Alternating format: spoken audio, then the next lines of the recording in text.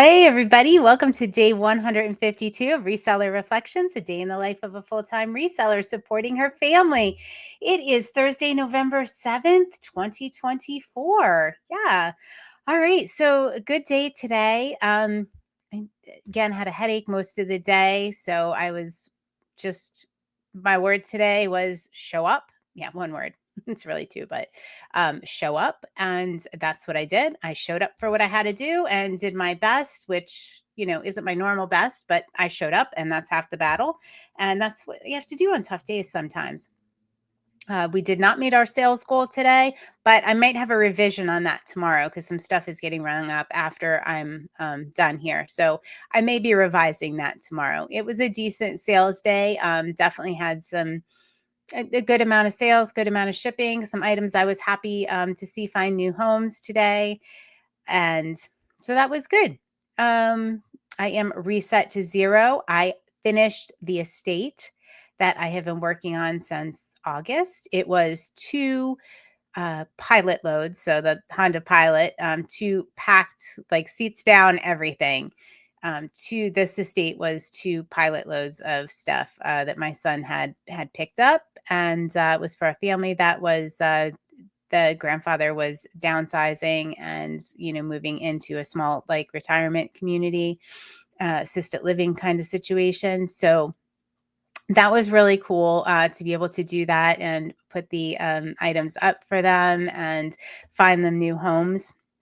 A couple of them have already sold, so they're doing well. There's some really neat items, just a total mixed bag of interesting items. And it's kind of neat to go through estates because you feel like you kind of get to know the people, right? And like what they were into and what they enjoyed and, what kind of taste they had. So this family they were very into musical theater. They had, some neat artwork. She liked to, the grandmother liked, art, like local artists, some folk art stuff. So there was just a neat random assortment of items, and it was just fun. And it's just really exciting that I'm honored sometimes to give these things new homes and new life, and know that the things that they cared about are going on to somebody else that appreciates them. So that's definitely a good part of the job that I really enjoy. Maybe you do too. I like just doing That's why I like being an everything seller, because I can say, yeah, everything in the estate that, one person can pick up and carry, that person being me.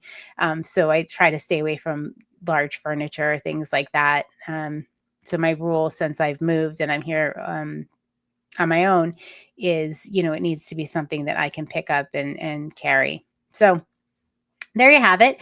So I am reset to zero. The shipping is done. And joining me on the Reset to Zero challenge are Jill of Rusted Truck Relics, Jason the Santee Swapper, Char Fabulous Flamingos, Kathy Singz, Nick Mr. C Chats, Vanessa Brightest Holidays, the Diabetic Reseller, Judith R, and Pam of Whimsy and Such. All right. Great job, guys. Keep on it. Even the days when you have a headache, you still reset to zero, because nothing's worse for a headache than seeing stuff scattered all over the place.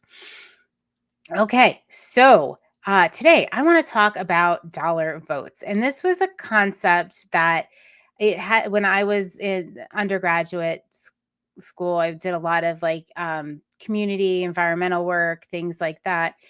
And one of the concepts that really just I became very enamored with, and I don't hear much about it these days, is dollar votes. And the concept is, it's not just a concept, it's reality. When we purchase something, every dollar we spend is voting for the kind of future we want, the kind of economy we want to live in, the kind of manufacturing practices we want to support, whether it's, small family businesses, things like that.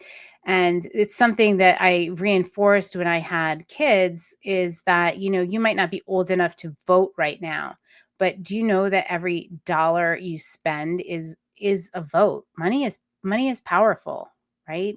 I mean, think about that for a second. Where you spend your money shapes the world we live in. If you're spending your money on, and I'm not judging here, I'm just using extreme examples, buying something that is disposable, that has planned obsolescence, that does not have ethical manufacturing processes, you're casting a vote for that. I mean, that's pretty powerful. And we do that every day, right? We spend money every day.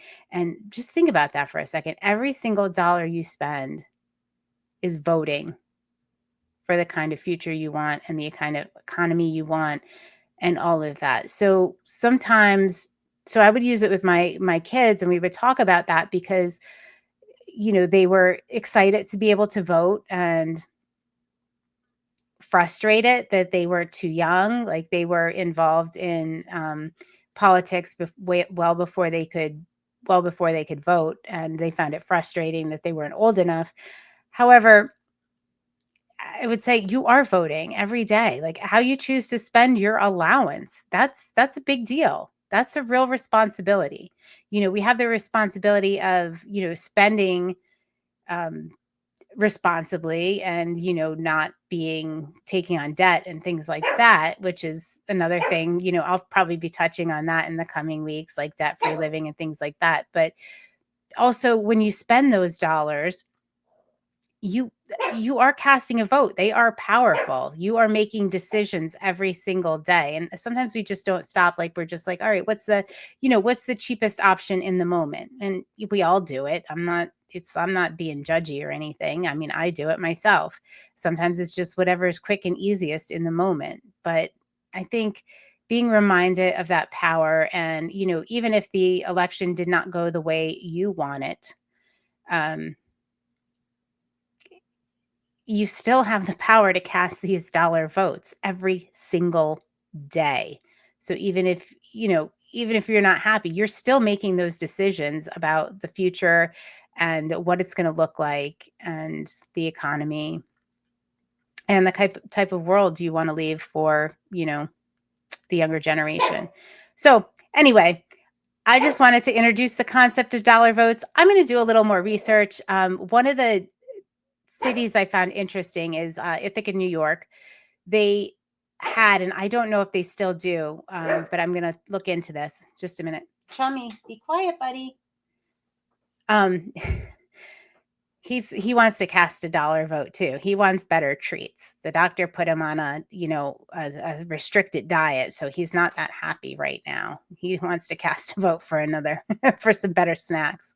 But anyway, Ithaca, New York, they had this concept back in the 90s, maybe it even predated that, where they did Ithaca dollars, and you would get them and you can spend them like within your community, and support you local. There's a lot of farmland and everything, and we had gone up to visit and kind of see how all that worked. Very, very interesting, like self-sustaining kind of community, supporting small businesses, and like small businesses would buy into the Ithaca bucks.